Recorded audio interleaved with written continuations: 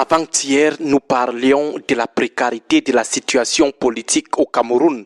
La nervosité est presque à son comble. La seule chose qu'on redoute actuellement, c'est l'ampleur de la violence qui sortirait de cette nervosité. Ce ne sont pas seulement les gens de l'ogre de 82 qui sont nerveux, il y a aussi le peuple. Une opposition de nervosité qui pousse les ayatollahs de Yaoundé à sortir davantage du jeu conventionnel parce qu'ils sont de plus en plus dépassés par les événements. Ils avaient beaucoup misé sur les arrestations et les emprisonnements de certains opposants pour passer le message de la menace, envoyer un signal fort à ceux qui voulaient encore tenir tête. Malheureusement, la formule n'a pas marché. Maintenant, c'est la tangente du sagat-sagat. Les décisions les plus insolites sont prises pour restreindre les libertés politiques au Cameroun et surtout passer le message de l'intimidation afin que beaucoup aient désormais peur de parler de politique et surtout de parler de politique contre le régime de Yaoundé. Ce qui était toléré hier n'est plus toléré aujourd'hui. Nous ne cesserons de le dire, le pays est sur une pente très difficile et à mesure que nous nous dirigeons vers la fin du cycle, les choses se corsent davantage. Rien n'augure a priori un futur gai. Tout est Christ. 2025 constituera un moment important et ils le savent. Voilà pourquoi plusieurs choses qui étaient jusqu'ici tolérées à leurs yeux, nous précisons, ne seront plus tolérées. Certains diront que c'est ça la politique. Ils nous liront des préceptes caducs de Machiavel. Désolé, nous ne sommes pas en principauté, nous sommes en république. La constitution camerounaise ne dit pas que nous avons affaire à un prince, elle parle du président de la République, de la res publica, la chose de nous tous.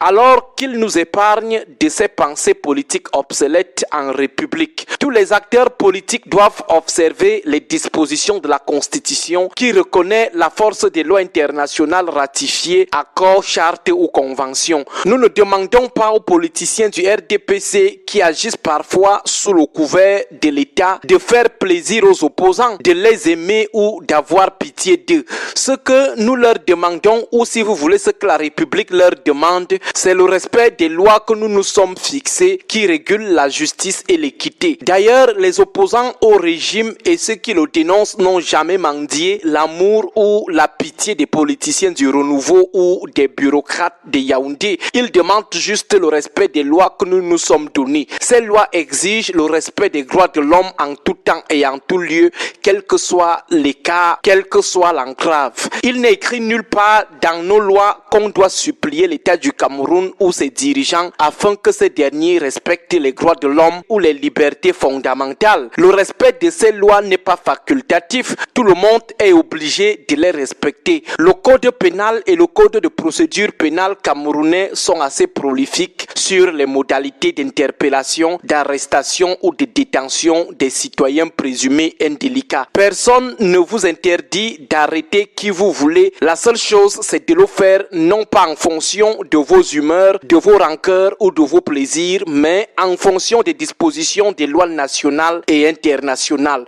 Pour le moment, aucune loi ne consacre des arrestations clandestines. Aucune loi ne consacre la torture des individus appréhendés. Aucune loi ne dit que lorsqu'on arrête quelqu'un qui n'est pas d'accord avec le renouveau, on doit l'humilier en lui exigeant de demander pardon au président national du RDPC, de chanter ses louanges et après enregistrer pour publier sur les réseaux sociaux. Pour le moment, nous n'avons jamais eu vent de l'existence de tels articles dans les lois camerounaises. Alors, ceux qui tiennent à ces procédés n'ont qu'à utiliser la majorité obèse à l'Assemblée nationale pour passer une loi sur l'humiliation des opposants au régime. Hier, nous avons appris l'arrestation d'un jeune TikToker qui a fait une vidéo sur l'arrestation de l'activiste politique Ramon Kota au Gabon. Le jeune Junior Gombe a aussi été arrêté à Douala. On dirait la saison des arrestations. On dirait qu'ils ont décidé de passer à la vitesse supérieure. 2 arrestations en quelques jours suivies des mêmes interrogations au sujet du respect des procédures en matière d'interpellation. Les modes opératoires qui laissent l'opinion dubitative. C'est cette habitude d'arrêter les gens de cette façon qui avait empêché Martinez Zogo de bénéficier de l'émoi de l'opinion dès les premières heures de son arrestation. Certains se sont dit que rien ne lui arrivera, le régime opère toujours comme ça. Malheureusement, on ne l'a revu que déchaîner déchiquetés, torturés, tués. Même chose lors d'une arrestation clandestine du lanceur d'alerte Paul Chouta devant les gens qui regardaient un match. Ils se sont aussi dit que c'est comme ça que les services de renseignement opèrent, mais c'est après le témoignage du concerné qu'on se rendra compte qu'en fait c'était un enlèvement pour aller le tuer. Voilà des conséquences lorsque les services de sécurité de l'État optent pour la clandestinité. N'importe qui peut facilement enlever n'importe qui devant même les gens qui croiront que c'est certainement les services de police de l'État qui sont en train d'agir, pourtant des criminels. Voilà pourquoi nous rappelons à nos gens de toujours respecter les lois et les textes internationaux au risque de créer la confusion dans des arrestations. Ce respect n'est pas facultatif, c'est une obligation. Nous parlons bien des procédures à respecter, le respect des lois qu'ils ont eux-mêmes votées ou ratifiées au Parlement. De toute façon, chers en bas, beaucoup de vigilance, personne n'est actuellement à l'abri, la nervosité est dans l'air, que nos dieux et nos ancêtres continuent de nous venir en aide. Bon week-end à vous tous. Il prépare la pendaison et le procès de Paul Biya. Oh là là. Mais je le dis au président avant, je suis le griot du président. Le griot doit chanter, mais en disant la vérité. Il ne me tienne pas. Parce que moi je dis ce que je connais. Je vous dis ça pourquoi? Parce que, mais regardez ce que Mobutu a connu. Quand le président ne sera plus là, tous prient Dieu que Biya meure, parte. Tous se moquent de lui. Tout ce que vous voyez là, c'est des moqueries, c'est des mises en scène pour montrer que, regardez ces biaïstes, ces gens, se moquent du président et des biaïstes. Ils s'en foutent du président. Et pourquoi le président continue à être entouré de ceux qui se moquent de lui? Parce que, quand ils sont devant lui, regardez les vidéos, observez. Moi, je suis malvoyant aujourd'hui, mais vous qui avez les bons yeux, vous voyez pas quand ils sont à côté du président, ils plient la tête jusqu'à lécher le sol. Oui, nous le voyons. Bon, alors, il se comprend. Donc, quand le président, qui aime aussi les honneurs, voit tout cela, il est convaincu que monsieur bon garçon, pourquoi on veut lui faire tant de mal? Mais quand vous voyez les actes que ces criminels qui se courbent jusqu'à toucher leur genou à côté du président, mais vous regardez, si vous dites au président que ces gars peuvent tuer une mouche, mais le président va vous dire non. Le président non. C'est ça que j'appelle une manœuvre, le président. Et dans cette élan, il y a donc 3 conséquences.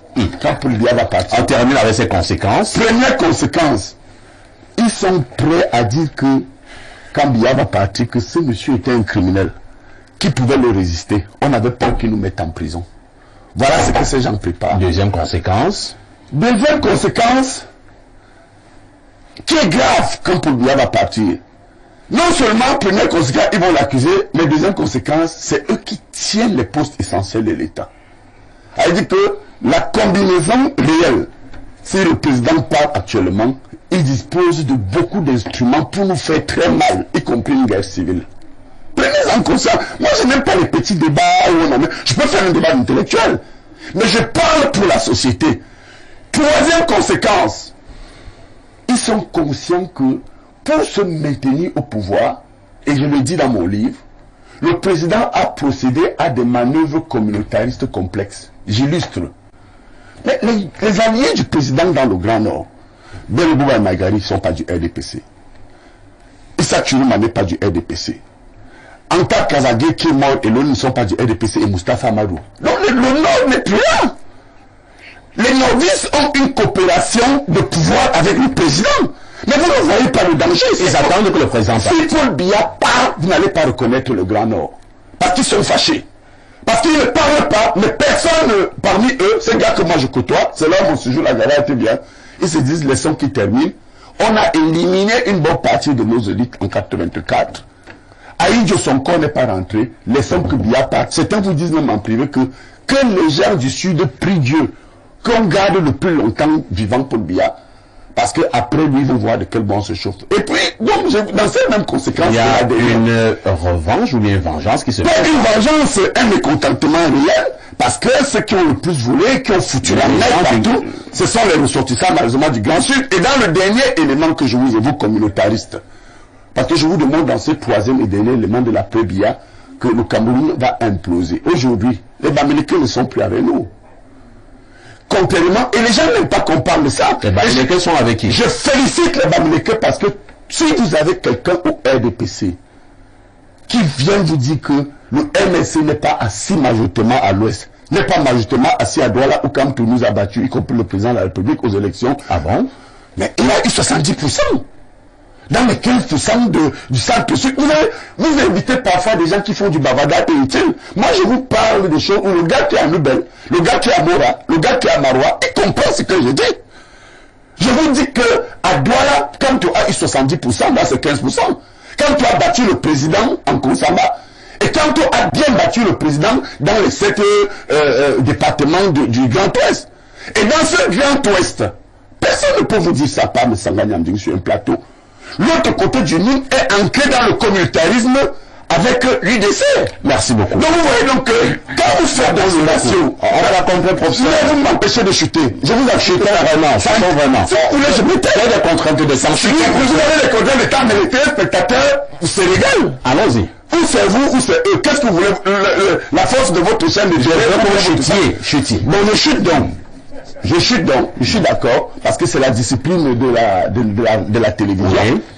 Il faut donc comprendre que, quand vous observez bien, sur 10 régions, 10, il y a à peine 3 qui sont encore avec le président, avec identité RDPC. C'est ce que je voulais tout simplement vous dire. Beaucoup. Parce que les communautés ont implosé, et les gens ont amené le président Paul Biya à donner finalement, à avoir l'impression que nous sommes dans un pays où les bandits qui occupent les fonctions de pouvoir et de décision ont implosé le pays avec leur petit réseau. Merci beaucoup, professeur Pascal Mesanga Nyamding.